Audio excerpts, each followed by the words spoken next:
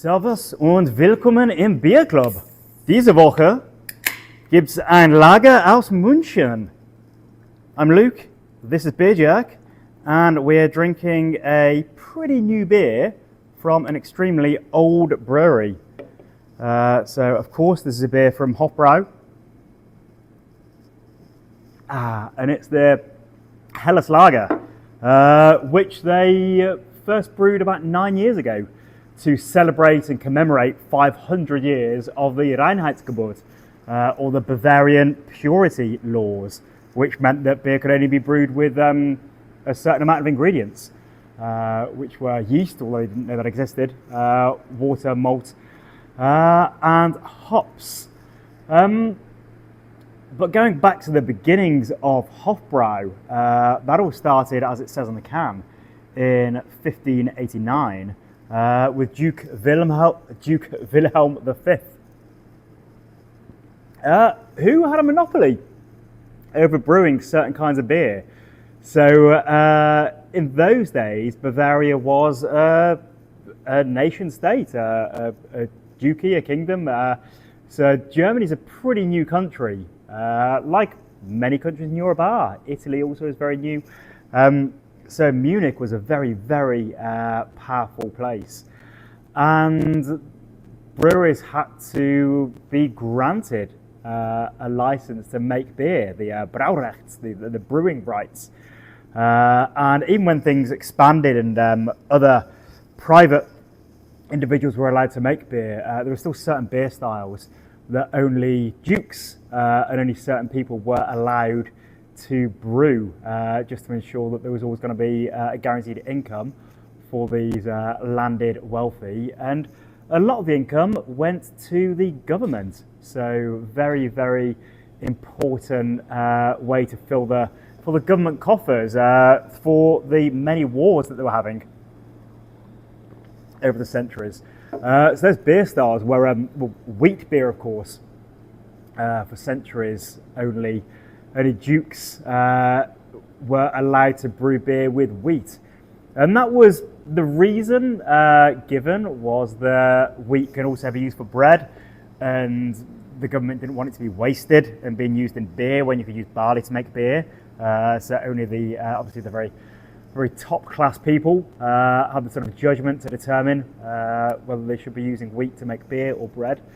And the other style was Bock, which is, of course, the German strong dark lager.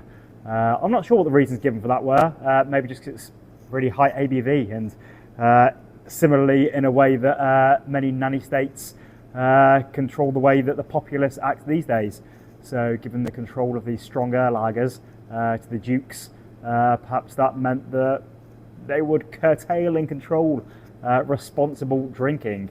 But for well over 200 years, there was a monopoly that existed, with Hofbräu being the only people able to brew Bock and Weissbier. And Weissbier was very, very popular in Bavaria, as you might imagine. So all of the taverns would have to buy their Weissbier from Hofbräu, even if they were making their own beers in different styles. And Hofbräu started off being known for its brown beers.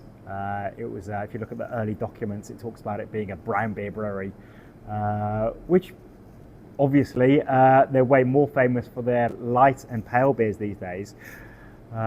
So yeah, the Helles that we're drinking at the moment is, so Helles is a kind of straw light, really easy drinking lager.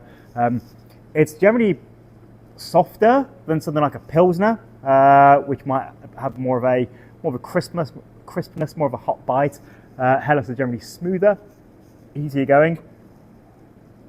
And the eagle-eyed among you will probably know that Hofbräu Original Lager, the one that has been brewed for at least a century, is also a Helles, also at 5.1 ABV, but it's got a bit of a different recipe. So this is all Pilsner malt, and also it's using some pretty modern hops. So the Original, as I say, has been brewed for a very long time. So this version, which you see it says the Hofbräuhaus rather than just Hofbräu. So this started off as a beer that was just brewed at the Hofbräuhaus brewery and beer hall in Munich. But the new version is made with Hercules, which is a really new German hop actually. So that's from 2005. So that was really influenced by a lot of the new old hops. It has a lot more bitterness. It's got kind of spice character to it. And the other hops in here are Select and Perla. So Select is from the 90s. People say Select has like a minty vibe to it. And Perla is from the 70s, and that's like that's kind of like a modern noble hop. So that's kind of similar to things like SARS. You got like grassy character to it. So yeah, I'm digging deep to try and find the mintiness. Of course, now the idea has been planted in my mind, so I am getting a touch of mintiness. But really, compared to the sort of beers that we drink a lot more of, by we, I mean beer jerks, who are here in New Zealand and interested in lots of hoppy beers, there's fuck all hops in here. It's about balance, it's about delicate nuance, lightly seasoned with hops. This is not a hop forward beer by any stretch. This is a beer that's drinkable. It's beer to be drunk in a beer garden and to be drunk again and again and again. But it is made so perfectly, and you definitely are getting those delicate notes. But yeah, it's more about the maltiness, that softness I talked about. So you're getting sort of like fresh bread dough, you're getting honey, like I just said. It's really a little bit of sweetness, but of course it's not cloying. It just keeps you coming back for more and more sips. And yeah, this is the heart of the core of German beer, which beer is such an essential part of German culture, as it is in many, many cultures. But Germany was built on beer.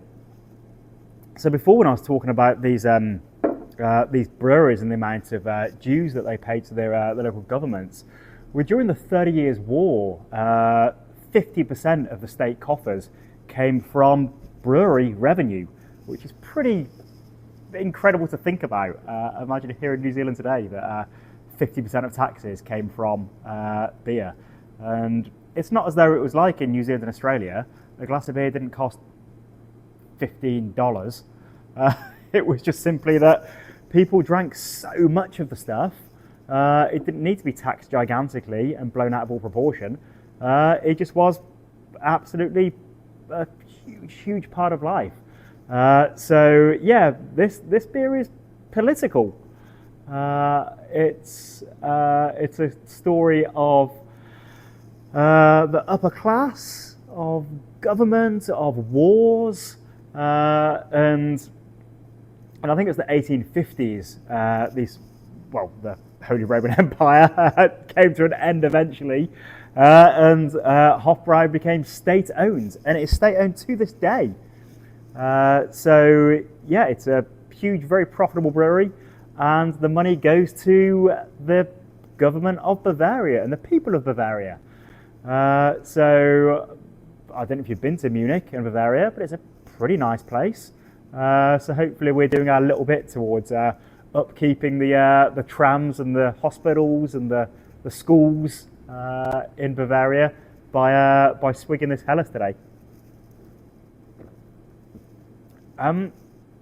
So yeah, beer being such an important part of German culture, and it always has been, and people have been drinking beer like this for a very long time. And I've talked before a little bit about the Reinheitsgebot, the German purity laws, which is a bit of a misnomer because it's not the German purity laws, it was the Bavarian purity laws, which was a state all of its own.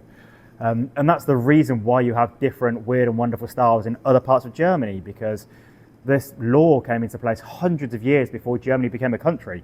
So up in Bremen and in Berlin, they didn't give a shit about what was happening in Bavaria. They were chucking coriander in their beer, they were putting salt in their beer, all sorts of stuff was going on. So all kinds of fruity adjuncts and different kinds of herbs. So there's some of the exciting beers that we're seeing being resurrected a little bit by small independent craft brewers around the world these days. People like myself at Small Gods. who love reading history books about these historic Roggen beers and Goses and Berliner Weisses and different kinds of malts and adjuncts and things that you would use in beer. So yeah, just a really important to remember that it was not all Germany. It was just Bavaria, which was, as I say, a very important place. And the Hofbräuhaus, which you often see depicted, it's kind of the archetype of what you imagine when you think of a German person having a beer. It's these wonderful, huge hall, loads of people wearing lederhosen and those German hats, and you go in there and there's Umpa-bands. And yeah, it's touristy and it's cheesy, but it's fun, and it's pretty similar to how it always has been. And I'm sure it's pretty touristy and cheesy 200 years ago, when people were doing their great trips and travels around Europe. It's not just a new thing. Well, it might be that there's more Kiwis in there that are singing along to Waltzing Matilda from the Oompa bands than there were 200 years ago. But yeah, it's always been a draw for people from everywhere, travellers going there to stay there, to eat, to drink, and just really take in this kind of caricature of Bavarian beer drinking. So if you haven't visited, well, there's not a chance you're going to get to Munich and not visit the Hofbräuhaus. It's the most important place to go to. It's a really cool spot. And I remember going to Germany a while ago when I went to Berlin, just as Stone were opening their brewery on the edge of Berlin. And I went to visit. It was just before it opened to the public. It was like a soft opening, which was really awesome to go and check it out. It's a really impressive place. And the Germans were pretty offended by the idea of Greg Koch from Stone in California turning up in Germany and telling them how to make beer and what beer should be like, with these huge barrel-aged imperial stouts and these completely unbalanced IPAs that are just so full of hops, and just his bombast and bravado was really brought down to size when the brewery and venue closed. I think 2 years later, and there was a headline at the time which actually became the name of a documentary film that I recommend you watch if you haven't already. But it's called Beer Jesus. And the headline in the newspapers was the Beer Jesus from America has come to teach us about beer. So yeah, craft beer is here to stay. The sort of beers that we all love drinking every single Thursday are definitely not going anywhere. But we all need to pay our dues and pay respect to breweries like this, to beers like this, because they're definitely not going away. They've been here for half a millennia, and it is just it's part of life. It's part of culture. It's yeah, as important as bread. So yeah, really cool. We've got the opportunity to drink this here in New Zealand. Really cool that this beer gets imported and you can see it around sometimes. Really cool to have this the Helles to compare with the Helles Original. Although, as I say, it's nuanced. Even drinking them side by side, you'd have to really be thinking about them to work out your preference and which you like. It's definitely not the same as comparing to locally brewed craft beers, where one might have loads of ginger biscuits in it, and the other's brewed with actual literal bananas. So yeah, it's about restraint, sessionability, and just a little nod to all those wonderful drinkers and brewers that have gone before us and will come after us. Thank you for being part of Beer Jerk. Thanks for joining me. Prost! See you next time.